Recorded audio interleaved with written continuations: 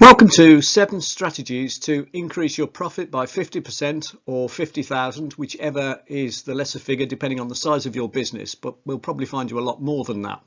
To understand that our business is made up of what I like to call 7 cylinders. Now, I didn't invent this term. My colleague Frank Momolo in New York invented the term. He talks about a 6-cylinder engine as being your business, but I've added a cylinder to it because I think time and time management is also a really important cylinder in your business engine.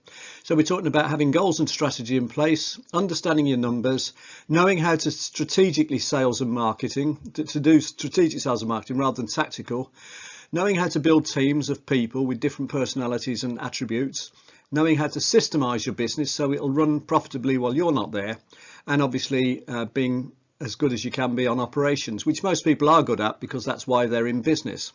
So moving on, what I want to do is just look at the finance aspect and some of your key numbers. So the way this works is if you knew your number of leads, 360 here, and the conversion rate, 55%, that'll tell you your number of customers or clients. And if you know how often they buy on average a year and how much they spend, that will give you your revenue. And if you know your profit margin, that will give you your gross profit.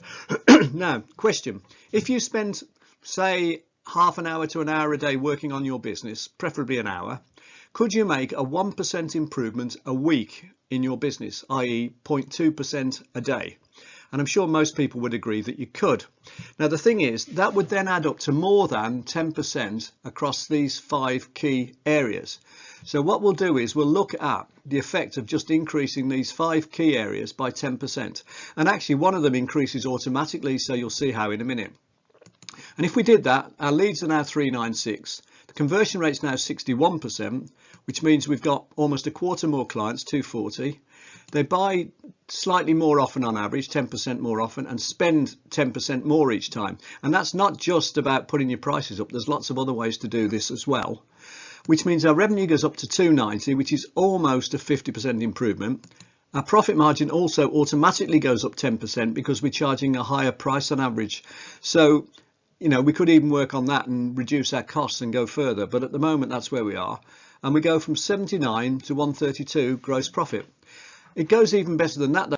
Generally, you'll then have some overheads to deduct. So that's things like rent, rates, wages and salaries. So here you take your overheads off the gross profit of 79 and you end up with an operating profit of 39,200.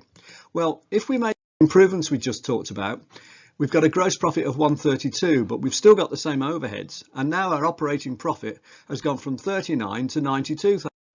It's gone up by 135%, so it's more than doubled.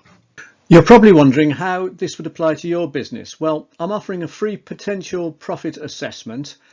Contact me on LinkedIn or go to my website, businessroundtableuk.co.uk, or email me on bernard@baltimorebc.co.uk, or phone me on 07791 003 129. Just say profit assessment.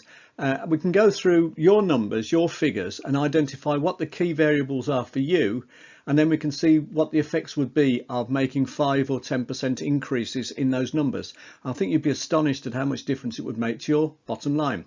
So I hope you found that useful, and as I say, free profit potential assessment, just contact me. It takes about half an hour. All right, thanks very much for watching today.